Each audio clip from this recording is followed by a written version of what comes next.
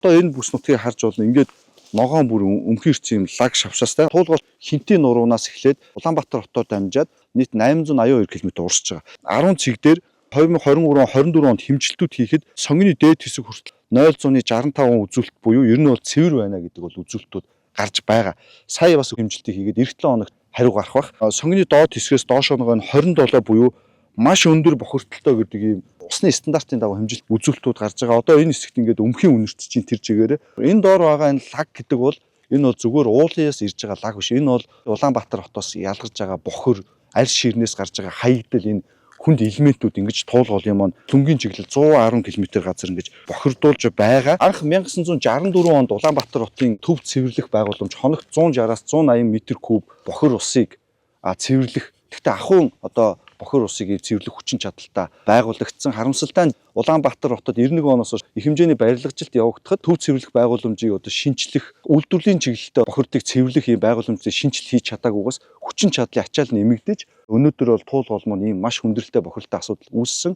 Улаанбаатар хотод мягны сорилтын сангийн тусламжтайгаар төв цэвэрлэх байгууламжийг бол шинээр барьж ашиглалтанд оруулахаар ажиллаж байна. Энэ жилийн 5 сард ашиглалтанд орно. За 5 сард ашиглалтанд орохоор бид нар түүний дараа энэ бохирны лаг энэ үйлдвэрийн лагууд орхоо болоод эхлэхээр нь бид нар үе шаттайгаар бол энэ хатан туулаа аврья гэдэг бол цэвэрлэх ийм ажлуудыг хийхээр ингэж төлөвлөөд нийслэлийн засаг дарга өнгөрсөн жил 2 удаа иргэдтэйгээ уулзаад энэ жил эдийн төлөөлөгчтэй хөтөлбөрөөр өргөн барих гэдэг ингээд төлөвлөд ажиллаж байгаа. Мөн 1974 онд ойролцоогоор ашиглалтанд орсон Харьгаа гэдэг үйлдвэрийн зориулалттай бохир усыг цэвэрлэх байгууламж байдаг. Хаан үйлдвэрийн 20 дугаар хорооны 28 арь ширний үйлдвэрүүд бол бохироо нийлүүлж байгаа.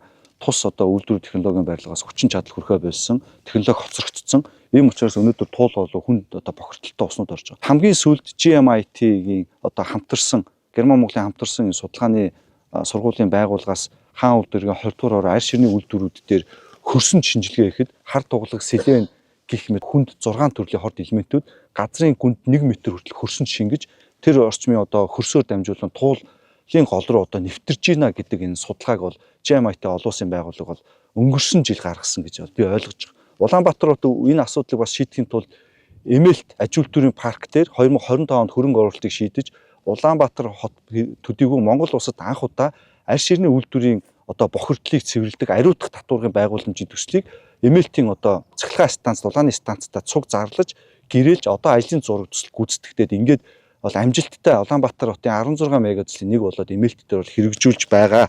Энэ мэт болон Улаанбаатар хотын зүгээс туул голоо бохирдлоос хаан үйлдвэрийнхээ хөрсний бохирдлыг шийдэх, туул голоо сэргээх, цэвэрлэх, туул голынхаа эргийн байгууламжийг тэзүүгээр хийж орчин үед нийцүүлэн ингэхээр бол маш олон төрлийн арга хэмжээг аваад явж байгааг бол дуулах нь зүйтэй байх. Энэ ч хүн энэ жил хийсэн ажил биш. Өмнөх жилүүдэд ч үе шаттай явж исэн ийм ажлууд байж байгаа. За өнөөдрийн байдлаар нийслэлийн эрдэнэ төлөөлөгчтэй хурал бид нар засаг дарганы сүүлийн зөвлөөр хилцсэн байраад энэ эрдэнэ төлөөлөгчтэй хурлын туул голоо аврах хөдөлгөөн өрнүүлэх тухай ингээд нийт 8 чиглэлээр туул голын айсав газрыг туул голоо аврыг гэж ийм хөдөлгөөн зохион байгуулахаараа сүүлийн 2 жилийн энэ одоо шинээр зөв цэвэрлэх байгууламж ашиглалтанд орж байгаа арь ширний үйлдвэрүүд, дээрээс нь Эмэлт аж үйлдвэрийн парк руу арь ширний үйлдвэрүүдийг шилжүүлэхээр хийж байгаа. Дээрээс нь туул голын бохирдлын асуудлуудыг одоо нийслэлийн байгаль орчны газар, туул голын айс авийн газартайгаа болон энэ одоо иргэний нийгмийн зарим байгууллагууд тэгээ сүүлийн 30-40 жил хийсэн судалгаан дээр үндэслэн одоо энийг гаргаж санал аваад ингээд тогтоолын төслийг бэлдээд ажиллаж байгаа. Уг тогтоолын төсөл эрдэнэ төлөөлөгчдийн хурлаар батлагдсанаар